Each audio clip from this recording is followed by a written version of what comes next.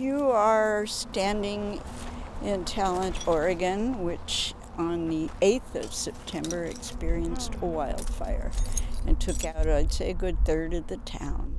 What was here was my house, my garage/studio, my vegetable garden, and about 30 years of my life.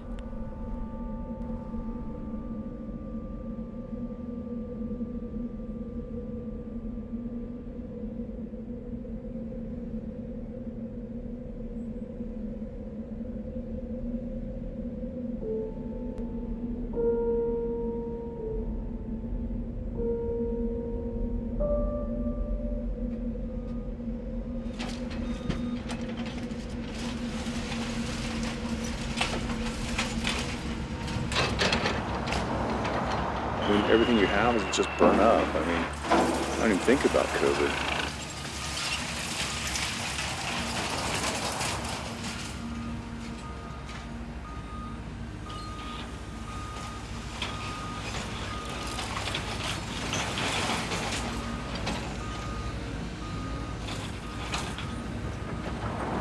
There was 3 Steinways in there. Well, the people who lived here were all, retirees. They were fixed income, in the latter years of their life. You can only imagine being 80 years old and trying to get out of here. This is a 50,000 square foot structure, and I'm loading it into 6 or 7 dump trucks.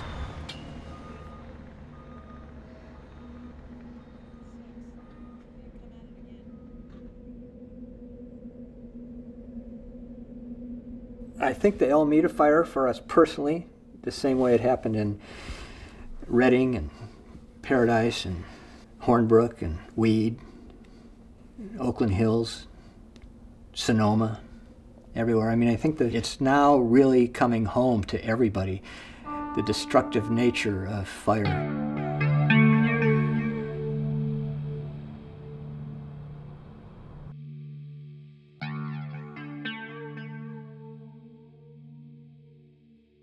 On that day, we had some of the driest conditions we've ever seen. We had very warm temperatures, and we had extremely gusty winds, gusting in excess of 40 miles an hour. We also had a severe to extreme drought, so all the vegetation was tinder dry. The only thing we were missing was a spark. What I read in the National Weather Service forecast for the state of Oregon was we were going to have a wind event, a kind of event that happens only a few times in 100 years. Red flag warnings throughout much of the Pacific Northwest. And it hadn't rained in 83 days in the valley, so things were ready to go. Essentially very extreme high fire danger. Seeing the signs to the side of me swaying back and forth, it is picking up. They got the word before that day started that we weren't going to get any help from the outside because there's so many fires burning across Oregon. It is a day to be careful, folks. So woke up Tuesday morning, I got dressed in all my wildland firefighting gear, which I basically never do. We still didn't know what was going to happen because you don't know where the sparks will occur. And also something that I never do is I didn't go to the office, I just went on patrol. Because a day like that, one spark, about 11 o'clock. And the grass fire tones came over my radio. Tones go off, grass fire, Almeda Drive.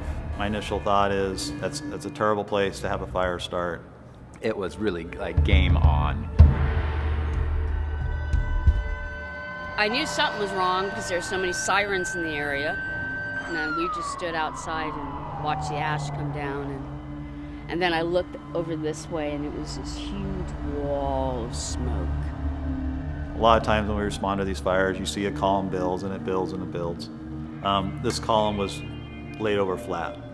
Even in my fire experience, I've seen fires in the valley and lots of burning houses, but nothing prepared me for seeing what I saw on Highway 99. At points I drove through smoke that was so black and thick, I couldn't see 3 or 4 feet in front of my car, and I had my lights on and flashing lights, and I was really scared I was going to run into somebody in the smoke. so much heat and so much fire that's just moving fast, and the wind is pushing it and feeding it oxygen. The wind just continues to howl all day long, continues to move embers. It's starting homes on fire and businesses on fire, and blowing 40, 45 miles an hour. And sometimes when you get a fire, you get even stronger gusty winds. The fire kind of creates its own weather. One of the stories that one of the engine crews talked to me about, they were on Interstate 5, and the fire was actually traveling faster than they were on the freeway. What's important to understand that fire moves on the ground. It moves in the understory, and especially in fine fuels.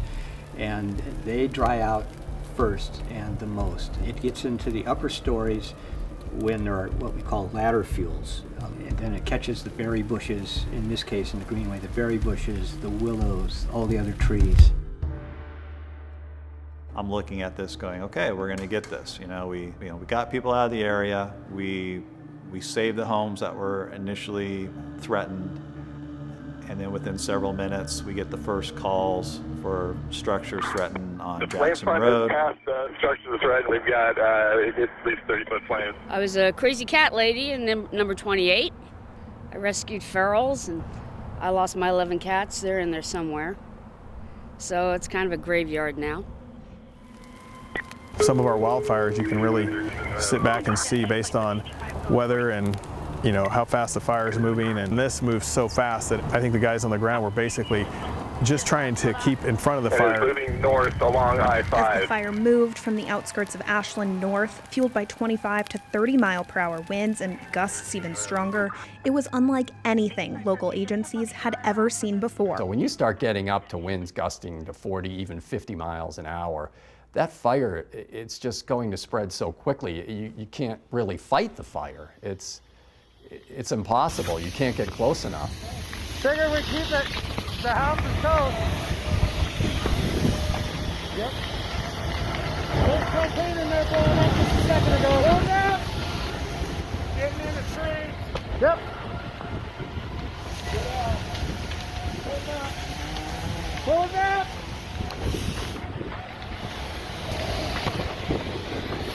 Okay, this one over here is going right here. Yeah. I saw police directing traffic over there, so I started to walk that way, and an officer that I know came around the corner and yelled, "Marion, get out of here!" So I did. The local sheriff's department were yelling at people to leave, so they were physically knocking on people's doors and stuffing them as much as they could into their squad cars and getting them out of here. While I was stuck in traffic, I get an automated voicemail on my cell phone that I'm listening to while I'm trying to get out of traffic, and it says, "There is fire in the region. Please stay home." Please stay home is not relevant right now. Somewhere this fire has to stop, and it's getting to be nighttime, and the fire's still advancing. The wind is still blowing hard, even into the dark. We had several large commercial structures that were burning along South Pacific Highway. 99 is totally on fire. All the businesses are burning, homes were burning, apartment complexes were burning, and I pull up and there's one of our crews from ASHLAND Fire, and they are battling the biggest fire I've ever seen. An entire apartment complex is going up in flames. The buildings fronting 99 start to catch fire. And so that's the big Talent Cafe building. It's got fire up underneath the walls and moving up into the roof line. And there's just nothing we can do about it. At some point, I don't know what it was in the building. Maybe it was nitrous in the dentist's office, but an explosion comes out of that building and it sends a cloud of fire, like a mushroom cloud of fire, 100 feet into the air. It was absolutely, I was flabbergasted watching that, oh my God. Numerous people are evacuating. We decided that let's make Talent Avenue kind of our line to hold. If fire had crossed Talent Avenue, it would then continue to burn into all the downtown of Talent. Embers are just thick. Sparks are just coming off these buildings in showers. And there are literally embers blowing horizontal across the road. Sparks, embers blowing through the air, landing. Highway 99 is on fire. Everything is catching fire. The sound was like undescribable. It was loud, and there was a roar, and the wind was loud on top of the flames, and there was cracking and popping constantly. The air is just filled with horrible smoke. And so much of what we own now is derived from petrochemicals, and when that burns, it just makes horrible, acrid, poisonous smoke. And so that's just filling the air everywhere as all these houses burn, full of all this artificial material, and the housing construction itself and the tar roof and all that stuff is burning. Hear things exploding. So it's really a terrible environment to be working in. The smells, it was like a mix of like homes and trees and car tires and plastic and everything just being incinerated. Every once in a while I'd look over and would catch a crew member on their hands and knees throwing up because they just, they had sucked in so much bad stuff. And then about that time, the water supply started to run low. First engine hooked up to the hydrant, and they called me on the radio and said, "We have no water in the system." I said, "No, that can't be possible. Something's wrong with that hydrant. Go to the next hydrant." Same thing. Open the hydrant up, no water came out. And so we're starting to lose ground now because we don't have water. We now have an issue. We have a huge amount of fire. We're trying to protect another 1,000 structures without an adequate water supply. At that point, we had 3 engines, and we were able to start doing a water shuttle back to Ashland to get water. It's not ideal by any means, but you have to think about how fast that water goes away. We can put 1,000 gallons of water in one of these engines, but you're trying to flow 200 gallons a minute. That gives you 5 minutes of water. There's a little fire right here. It's gonna burn these houses down. I put out a couple of these already. There's not really a whole lot I can do. Got tennis shoes on. We talk a lot about what can make your home less flammable, and the things that I saw burning were bark mulch. Bark mulch was on fire everywhere. It was on fire in people's yards. As soon as you put out one little spot of flaming bark mulch, another one popped up right next to it, and over there and over there. It was just constant. They were here, the firefighters were here just a few minutes ago with their hose, spraying all these little things out in the bark mulch. Ember lands in bark mulch. Bark mulch kind of burns. The wind takes it and scatters flaming brands across the street to the next house. Just happened time and time again. And then also fences. The neighborhood there has a lot of wooden fences. All those fences were burning at one point or another, which made it really challenging because the fences come up, they attach to the houses. Houses were burning as the fences burned up next to them, fences burning in between houses and lighting them on fire. When a structure goes up, there's so much heat generated and throwing its own firebrands and its own embers ahead of it. It was actually its own disaster happening to residences and businesses along paved streets where fire engines can go. And once that much fuel starts burning, it's sending up a lot of heat, and in the wind, embers are being transmitted ahead of the fire, sometimes a half a mile or more, and starting fires. Wow, that one's really hot. Holy smokes.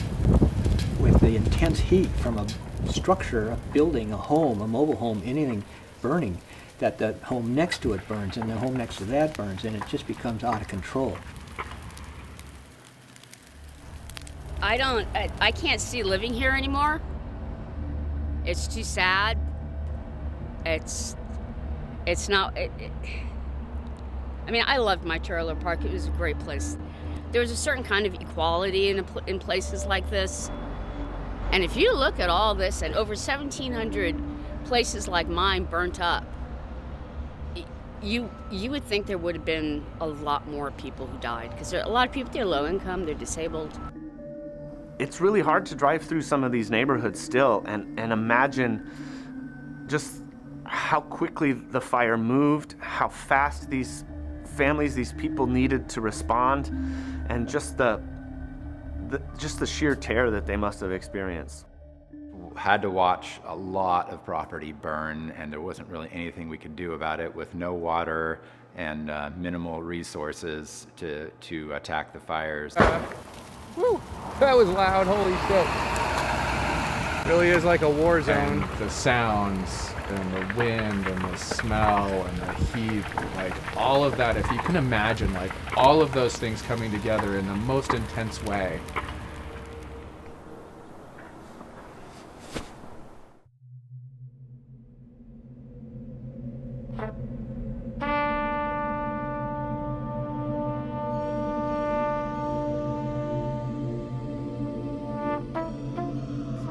To see these neighborhoods laid to waste was so shocking to me. Not only the physical devastation, but just the idea that these neighborhoods were so big to begin with.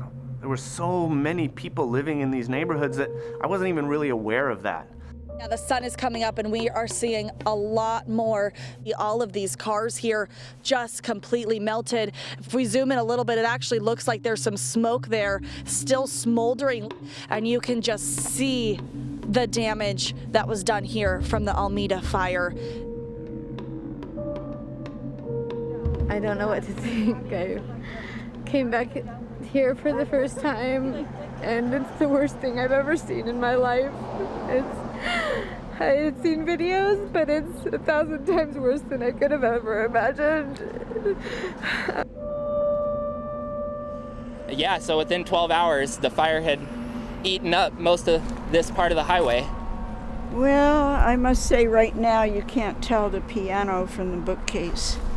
Just completely melted.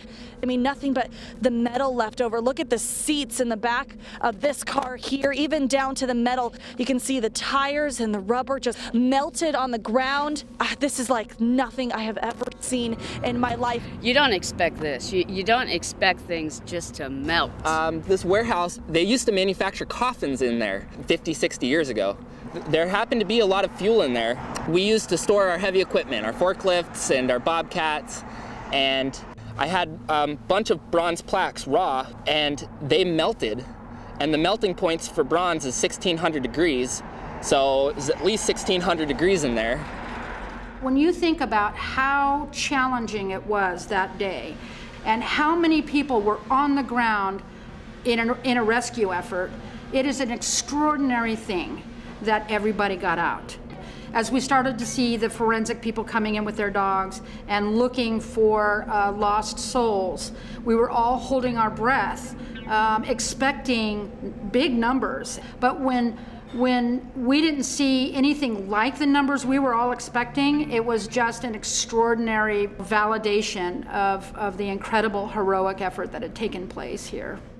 To see these neighborhoods laid to waste was so shocking to me. Not only the physical devastation, but just the idea that these neighborhoods were so big to begin with. There were so many people living in these neighborhoods that I wasn't even really aware of that. And so there was this ignorance on my part that was really hard for me to swallow. Now they're saying that 15,000 people were displaced. And all the tragedy of all the property lost is horrible, and lives turned upside down. At least one thing worked really well, and that was organizing fire and police and getting people out of the way. I think that is a success story. What we know is that there wasn't an alarm in Talent, and we know that we did run out of water, and we know that all of the issues that everybody's talking happened, but nobody's had a real opportunity to assess those failures just because we've all been so busy trying to bring our families back home. And I have to say I'm really proud because, you know, there's always the expectation that, you know, some kind of cover-up is going to happen. And I'm seeing the exact opposite of all of my colleagues.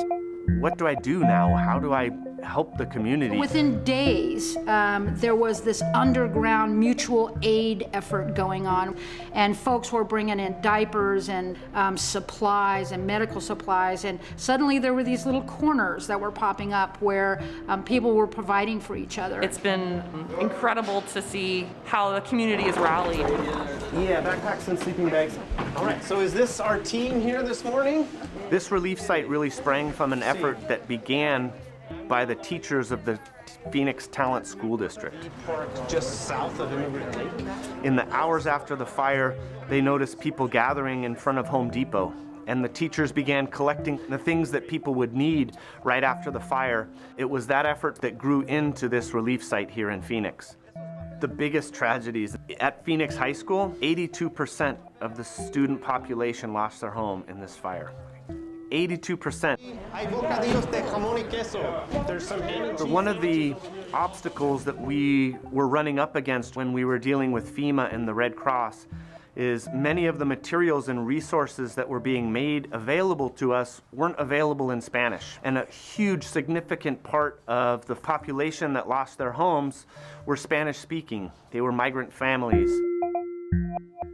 There's restaurants that are providing for people who are still displaced and providing 3 meals a day. We came together the day after the fire to do what we know how to do best, which is serve people food, and we can translate love through our meals. Being a third-generation restaurant owner and growing up in this valley, felt a real strong need to do something bigger and more long-term than just an immediate relief effort.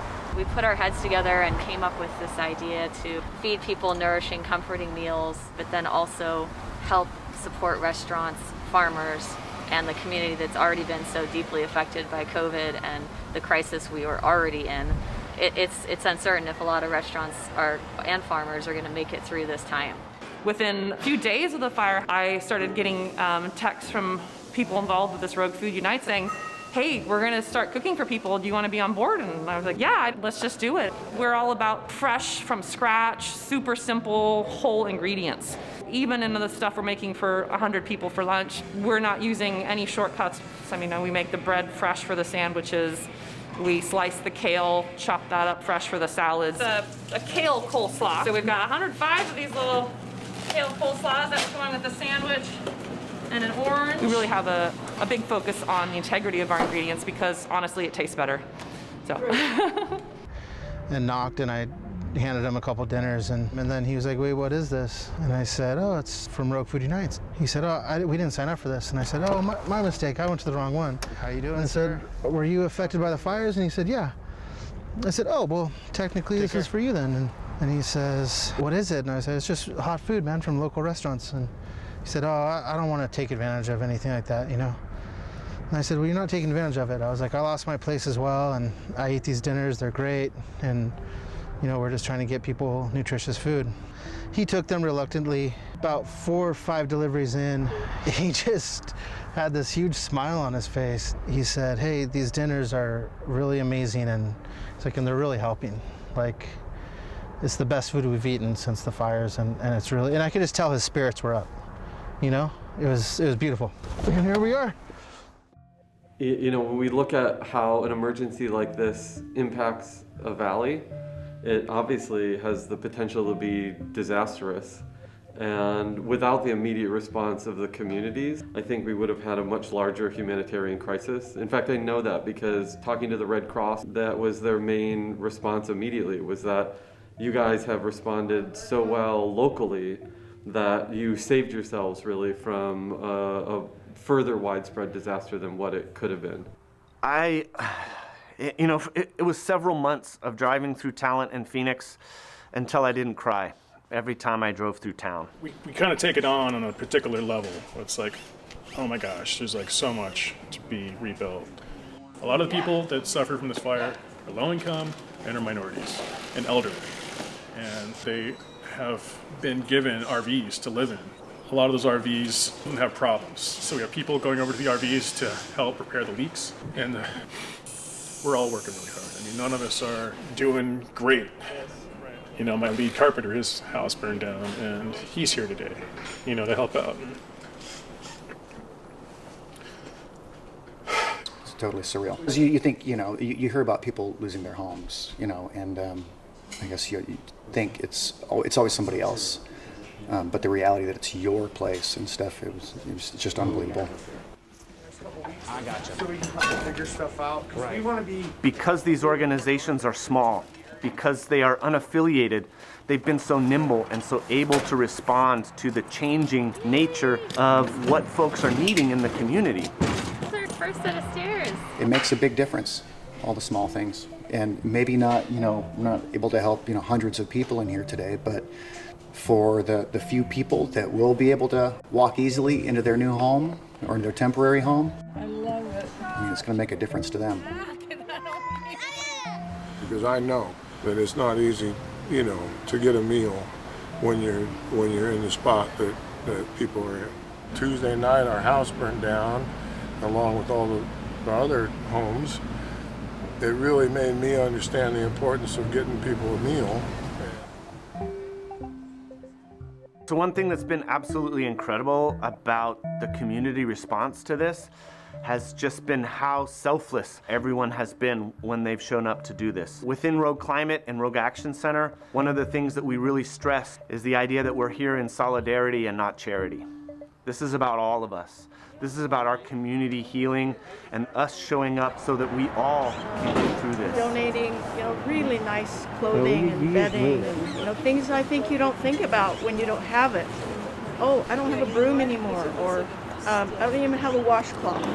Any money they don't have to spend on children's clothing or shoes or something, they can help find housing for themselves or put gas in the car or something. So, yeah. People are beautiful. My favorite mug in the morning. I'm going to take it. I love this mug. Having that much fuel load on the ground with the winds they were that day caused mass destruction in a short amount of time. I think all the fire engines in the world wouldn't have stopped it much more quickly than it did.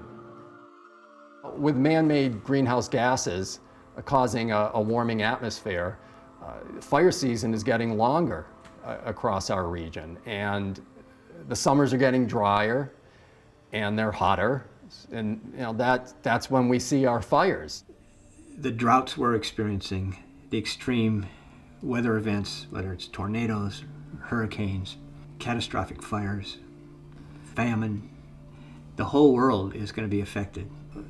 Wars aren't just about boundaries or politics anymore. They're about food and trying to stay alive. Refugees everywhere. It also feels like a bad dream when you're trying to run away from danger and you can't run. We just can't move fast enough to get ahead of what's coming. I've been staring down Interstate 5 for over a decade, watching the fires in California creep north toward Oregon. But the big one is on its way, and we saw in Talent in Phoenix the absolute devastation of what that kind of fire can do. We need to work faster to prepare ourselves for the inevitable fire that's going to impact our town.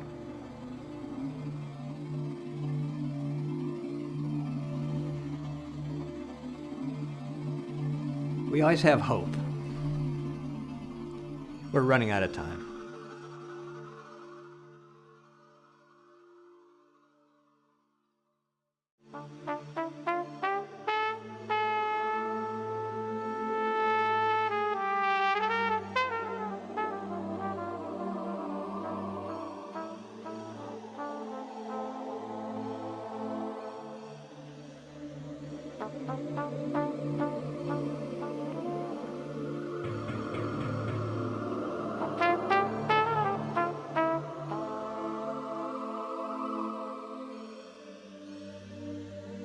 Thank you.